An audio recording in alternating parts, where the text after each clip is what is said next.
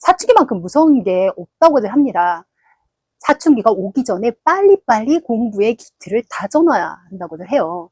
중학생이 되면 가장 두려운 것이 바로 사춘기, 말 안 들어서 걱정인데요. 그래서 중학생이 되기 전에 초등학교 때 빨리빨리 공부를 완성형까지 땡겨야 된다라는 이야기 참 많이 들으셨을 텐데요. 이 사춘기라는 것이 과연 중학생 때만의 문제일까요? 요즘은 초등학교 4학년, 5학년, 6학년 아이들부터 사춘기가 빠르게 시작이 되면서 더 어려운 것이 사춘기 전 준비가 되었습니다. 중학생 때 오는 사춘기는 오히려 조금 더 안정적이다라고 할 정도로 초등학교에 오는 사춘기 아이들 다루기가 더 어렵다는 사실 알고 계세요? 초등학생 때는 아무래도 몸으로 움직이고 뛰어다니고 하면서 몸으로 배우는 시기잖아요. 그때 사춘기가 오면 아이들을 더 안정적으로 다루기가 훨씬 어렵습니다. 그래서 사춘기에 대한 관심이 더 많아지는 건지도 모르겠는데요. 사춘기를 현명하게 준비하는 부모들은 무엇을 어떻게 하고 있는지 궁금하시죠? 오늘은 사춘기 이야기를 제가 많이 풀어드렸는데 그 중에서도 사춘기 되기 전 현명한 부모가 준비하는 것, 학습부터 생활 습관까지 다 포괄해서 담은 책을 소개해드릴까 합니다. 사춘기에 대한 이러저러한 이야기들 참 많이 들려드렸는데요. 그것들을 총망라해서 책으로 출간했습니다. 바로 현명한 부모는 사춘기를 미리 준비한다입니다. 초반에 말씀드렸던 것처럼 초등학교 고학년의 사춘기가 오면 방방 뛰는 아이들을 안정시켜서 학습까지 끌고 가기가 어렵고요. 중학생 때 사춘기가 오면 이제 이성이 자라기 때문에 아이들을 쉽게 설득해서 공부하는 곳까지 데려다 놓기가 힘듭니다. 그러면 그러기 전에 미리미리 사춘기에 대해서 알아야겠죠? 사춘기에 대해서 안다면 아는 만큼 승산도 올라갈 테니까요. 현명한 부모는 사춘기를 어떻게 미리 준비하는지 오늘 책의 내용을 가지고 이야기 나눠보겠습니다.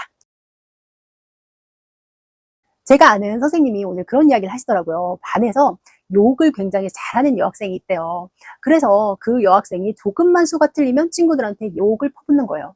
그렇게 한 6개월여를 지내다 보니 친구들이 어떨까요? 그 친구를 꺼리고 싫어하게 됐겠죠. 자리를 바꾸는데 그 친구가 뽑기로 뽑힌 짝꿍 있죠. 짝꿍이 저는 이 아이랑 앉기 싫어요. 이 아이랑 앉으면 기분이 안 좋고 욕을 들어야 해서 나는 도저히 이 아이랑 짝꿍을 하고 싶지 않아요. 라고 선언을 했다고 합니다. 욕을 들어서 기분이 좋을 아이는 없으니까요. 그래서 욕을 하는 친구가 너무 무섭다면서 짝꿍 보이콧을 했는데요. 그 이야기를 들은 여학생은 어땠을까요? 굉장한 문화 충격을 받았죠. 사춘기 아이들한테 가장 중요한 게 바로 친구 관계인데 친구한테서 자기가 거부당했다는 사실을 아니까 정말 발을 구르고 대성통곡을 하면서 울었다고 합니다.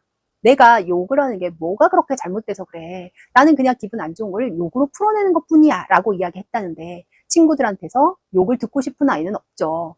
결코 통하지 않는 변명이 되어버렸습니다. 그러면서 그 선생님이 아이를 불러서 너가 지금까지 했던 행동들이 있어서 친구들이 그 부분을 받아들이기가 어렵다라고 이야기를 했는데 아이가 그 부분을 어떻게 받아들이고 극복해 나갈지 과연 욕을 끊을 수 있을지 참 걱정이라고 말을 하시더라고요. 그래서 그 아이는 그러면 이렇게 우울감도 많고 정서도 불안정한데 부모님은 아시냐라고 물어봤더니 부모님은 아이가 우울하다는 사실을 잘 모르신대요. 그냥 욕을 좀 할 뿐이고 정서가 오락가락 감정이 그럴 뿐이다라고 생각을 하시고요. 학원을 3개, 4개씩 다닌다고 합니다. 그러면서 부모님이 하시는 생각이 아이가 학원에 다니면서 공부를 하다 보면 우울감도 잊혀지겠지라고 생각을 하신대요. 그런데 많은 연구들에서 보면 오히려 이 반대의 결과가 나온다는 것을 알 수 있습니다. 아이가 정서가 안정된 아이들이 학습에 효율적으로 집중하는데요. 반대로 정서가 불안한 아이들은 학습에서 전두엽이 제대로 활성화되지 못해서 그만큼의 성과를 이루지 못한다는 연구 결과가 있습니다. 결국 그 친구에게 가장 중요한 것은 사춘기에 우울감을 떨쳐버리고 정서를 안정시키는 것일 텐데 그런 노력보다는 학원 다니면서 계속해서 학습만 투여를 하니 이 아이가 어떻게 하면 좋아질 수 있을지 고민스러운 부분이 있죠. 이게 바로 오늘 제가 말씀드리고 싶은 사춘기 현명한 부모의 포인트입니다. 책을 보다 보면은 목차에서 사춘기 부모가 어떻게 준비하면 좋을지를 상담 형식으로 써놨어요. 그래서 현명한 부모가 준비하는 사춘기에서 사춘기를 미리 준비하면 남들보다 앞서가기 때문에 어떤 공부 습관을 들이면 좋은지 설명을 드렸고요. 사춘기 공부는 정서 안정이 전부이기 때문에 아이가 기분이 오락가락하고 싸움이 잦고 감정이 거칠고 말투가 욕처럼 나갈 때 어떻게 다루면 좋을지를 다루었습니다. 자, 과연 아이가 공부에서 멀어지는 이유는 무엇일까? 사춘기에 손을 놓는 아이들이 있거든요. 수포자 아이의 진심, 입을 꾹 닫고 말을 안 하고 답지를 베껴 쓰는 아이들의 실예를 아이와 부모 입장에서 살펴보면서 아이들의 마음을 조금 더 깊이 들여다보는 과정입니다. 마지막으로는요, 사춘기가 공부 습관 잡는 최적의 타이밍이라는데요. 사춘기 전에 어떻게 습관을 들이느냐에 따라서 사춘기도 그 습관을 바로 연결해서 공부까지, 학습까지 이어진다는 내용까지 다루고 있습니다. 자, 그렇다면 현명한 부모가 준비하는 것은 무엇일까요? 현명한 부모에게 가장 필요한 것은요, 바로 유머 감각입니다. 아이들이 사춘기가 되면 감정적으로 굉장히 많이 오락가락하기 때문에 이랬다 저랬다, 한 가지 사건에 대해서도 화를 냈다, 웃었다, 기분이 좋았다, 나빴다, 굉장히 이 기폭이 커지는데요. 그때 부모님이 그것을 정색하고 바라보시면 그 과정에서 아이와 트러블이 날 수밖에 없습니다. 아, 그래, 너도 힘들구나, 너도 최선을 다해서 잘하고 있구나 라고 생각하시고 좀 유머로서 넘길 필요가 있어요. 유머를 하면서, 유머를 통해서 아이와 함께 대화를 하다 보면 심각하지 않게 상황을 만들어갈 수 있습니다. 자, 보통 아이가 50점을 맞아오면 어떻게 하실 것 같아요? 보통 사춘기 부모님들은 50점이 점수야? 어떻게 50점을 맞을 수가 있어? 너 노력을 하긴 한 거니? 내가 들인 학원비가 너무 아깝다. 이런 얘기들 하시죠. 저도 마찬가지로 그렇게 하는데요. 유머를 장착한 부모님은 어떻게 이야기할까요? 너는 세상에 태어난 것 자체가 100점 만점인데 거기에 플러스 50점까지 맞았단 말이야. 정말 넌 너무 최고야. 이렇게 이야기하면 어때요? 아이가 50점 맞은 게 약간 어쓱하기도 하지만 부모님이 그렇게 가볍게 넘겨주니까 좀 더 잘해야겠다, 미안하다라는 생각이 오히려 들 거예요. 부모님이 거기에 대고 막 나무라고 그것밖에 못하냐고 비난하면 아이는 참 하면서 더 하고 싶은 생각이 많이 안 들겠죠. 제가 중학탐구 생활에서 사춘기 이야기들을 많이 다루면서 가장 관심을 많이 받았던 부분이 폭언하고 폭행하는 아이의 이유는 무엇일까였습니다. 사춘기에 폭언하고 폭행하고 욕하고 함부로 말하고 대드는 아이들이 그만큼 많다는 뜻인데요.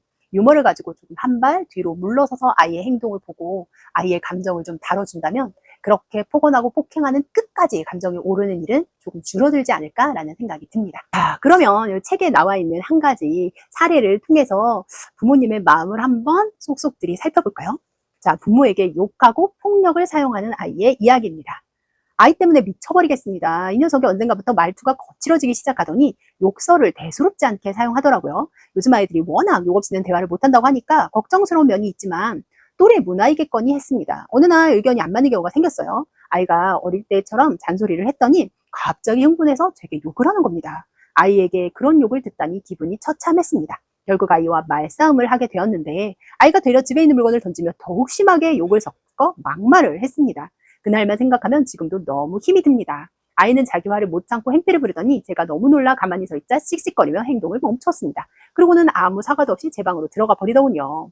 뉴스나 신문에서 사춘기 아이가 부모에게 폭력을 행사했다는 내용을 본 적은 있지만 내 아이가 그럴 줄 정말 몰랐습니다. 어때요? 사춘기에 이런 트러블들 생기실 거예요. 욕을 대놓고 하지는 않더라도 눈으로 욕한다고 하죠. 눈으로 욕하거나 막 눈 이글이글 타오르면서 부모님한테 대드는 순간들 공감이 되실 텐데요. 이때 아이의 마음과 어떻게 하면 좋을지 해결 방법을 담아봤습니다. 우리 아이는 로봇 같아요. 아무 감정이 없어요. 내가 하라는 대로만 해요. 어쩌면 그렇게 자기 생각이 없을까요? 하고 싶은 것도 원하는 것도 없습니다. 모든 걸 나에게 물어봐요. 그 정도 나이가 됐으면 자기가 원하는 걸 알 나이도 되지 않았나요? 한심하고 답답해요. 나에게 뭐라고 어떻게 할까 물어볼 때마다 화가 난답니다. 다른 아이들은 알아서 척척 하고 싶은 것도 많은데요. 오히려 자기 스스로 알아서 한다고 해서 갈등이 생긴다더라고요. 그런데 우리 아이는 무조건 내 의견에만 따라요. 자기 생각이나 주장은 없어요.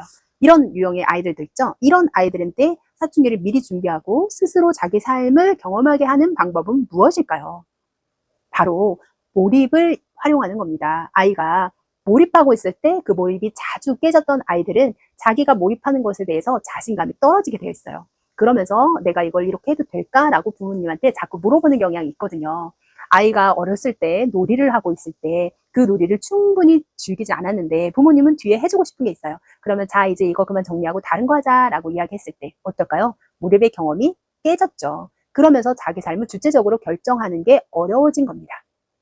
왜 중학생뿐만 아니라 고등학교, 대학교까지 가도 엄마 이거 해도 돼? 이거 먹어도 돼? 라고 물어보는 친구들 사실 참 많습니다. 이렇게 자기 주도적으로 살아가지 못하는 아이들은 아이일 때뿐만 아니라 커서도 부모에게 의지를 해서 문제가 될 수 있겠죠. 공부 독립도 하기가 어렵는데 정서 독립은 더더욱 어려울 수밖에 없습니다. 이런 친구들을 위해서 스스로 결정하고 몰입해보는 기회를 갖게 해주는 거죠.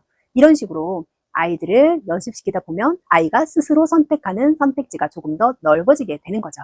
자, 이것 이외에도 공부를 통해서 아이를 성장하고 사춘기를 통해서 아이를 변화시킬 이야기들이 책에 가득 담겨 있습니다. 사춘기가 되면 부모도 참 고민이 많아집니다. 아이와 어떻게 시간을 보내고 어떤 말을 해야 될지 어려운 경우가 참 많아요. 이렇게 사춘기에 대해서 공부를 많이 했는데도 저도 매일 실수하고 아이한테 혼나고 아이와 싸우고 그리고 반성하고 다시 또 노력하고 하는 것들을 반복하고 있습니다. 아이가 자라면서 부모도 같이 자라고 있다는 뜻일 텐데요.